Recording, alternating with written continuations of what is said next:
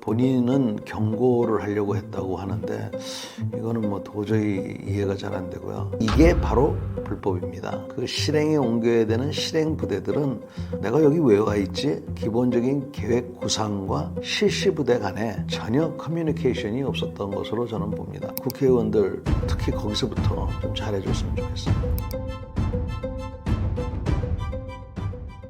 탄핵안이 가결되었는데 윤석열과 국방부 장관은 어떤 처벌을 받을까요?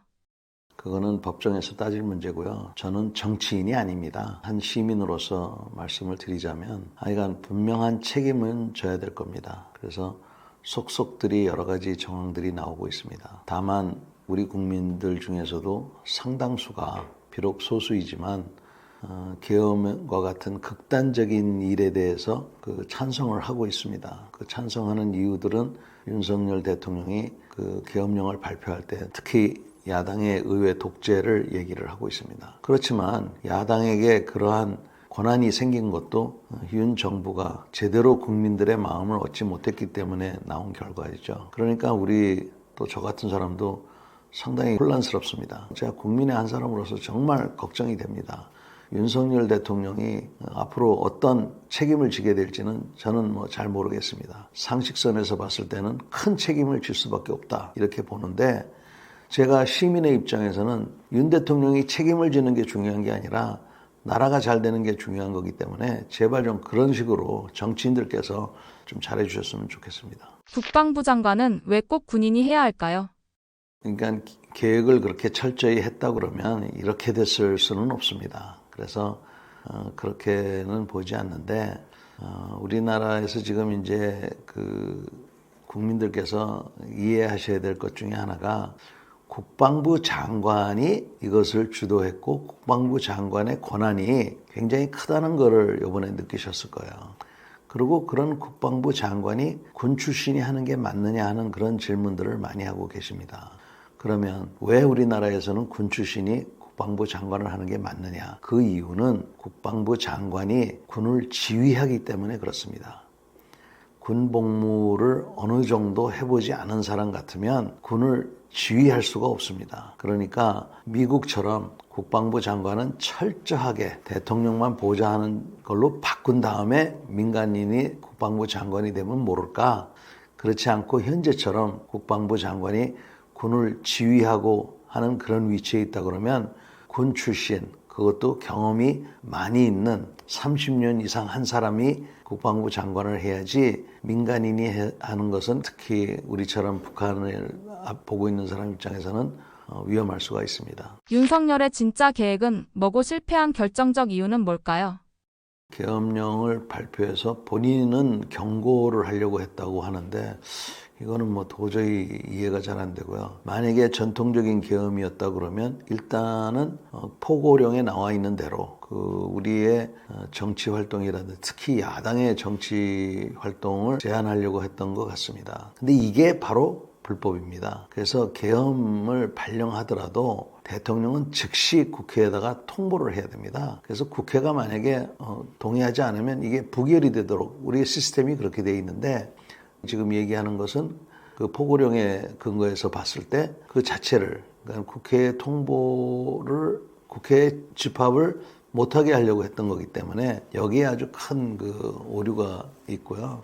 그 다음에 이제 이 기획 단계에서부터 우선 우리 국민들을 너무 쉽게 생각했고 그 다음에 동원된 군인들에 대한 그 규모라든지 능력을 잘못 판단한 것 같습니다. 지금 계속 그 사실 내용들이 나오고 있는데 병력이 뭐 1,500명이 됐던 2,500명이 됐던 그런 것보다도 군인들과 경찰 해서 거의 뭐 지금 보면은 한 6,000명 정도 이렇게 동원이 됐는데 그런 규모보다도 이들에게 충분한 명분이 없었기 때문에 경찰들은 뭐 거의 움직이지 않으려고 했고 군인들도 멋모르고 가는 그래서 실제로 작전해야 되는 그 실행에 옮겨야 되는 실행 부대들은 내가 여기 왜 와 있지? 임무가 뭐지? 하는 이런 것이었기 때문에 기본적인 계획 구상과 실시 부대 간에 전혀 커뮤니케이션이 없었던 것으로 저는 봅니다. 그러니까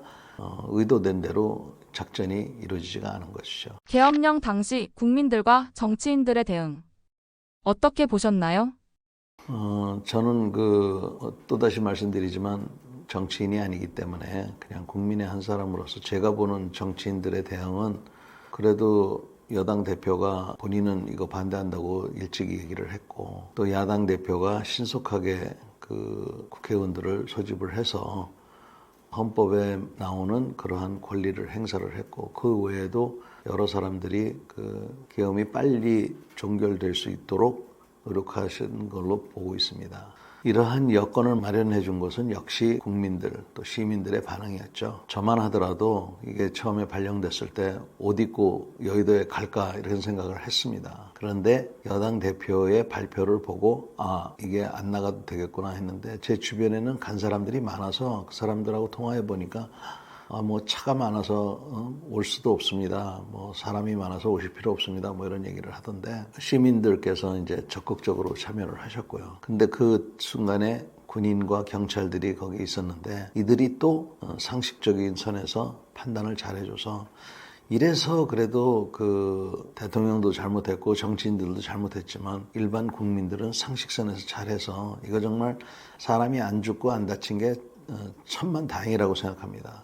그뿐만 아니라 헬기에 대해서 제가 자꾸 얘기를 하는데 헬기가 동원됐는데 UH-60이라는 헬기예요. 통상 UH-60이 내릴 때는 60m의 그런 착륙장이 필요합니다. 근데 그 축구장이 통상 크기가 110m, 20m 또 폭이 한 60에서 80m 이 정도 됩니다. 그러면 그 축구장에 2대 정도 내리는 것도 사실은 사전에 좀 정찰도 하고 해야 안심하는 건데 갑작스럽게 내리는데 그 사진들을 보시면 3대가 동시에 내렸어요. 그러면 사실은 여차하면 헬기끼리도 부딪힐 뻔한 그런 상황이었죠. 그리고 야간이었고 야간 투시경을 또 끼고 또 빼고 해야 되고 그래서 그러한 엉뚱한 사고 또 여러 명이 갈 때는 헬기 타고 가고 올 때는 차량으로 왔는데 그 차량이 전복된다든지 또 누군가가 또 흥분해서 차량을 공격한다든지 이런 여러 가지 일이 있을 뻔했는데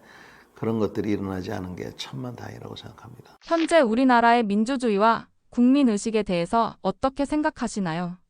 결론적으로 보면 민주시민들의 의식으로 해서 이번 사건이 그래도 일단락은 되었다고 봅니다. 다시 말해서 이런 불법적인 계엄을 막으려고 하는 일반 시민들, 또 자유와 민주주의를 지키려고 하는 일반 시민들, 또 국민의 생명과 재산을 지키겠다는 우리 군인들, 이런 사람들이 다 그래도 그런 의식을 가졌기 때문에 민주주의가 보장이 됐다. 또 시스템 자체도 계엄령이 필요하니까 있었지만 이것은 국회의 동의를 받도록 되어 있는 이 시스템. 만약에 그런 시스템이 없었다면 이게 불법인지 합법인지 알 수가 없거든요. 그래서 그런 시스템도 구축이 돼 있었고 그것이 작동을 잘했다. 이렇게 볼 수가 있는데요.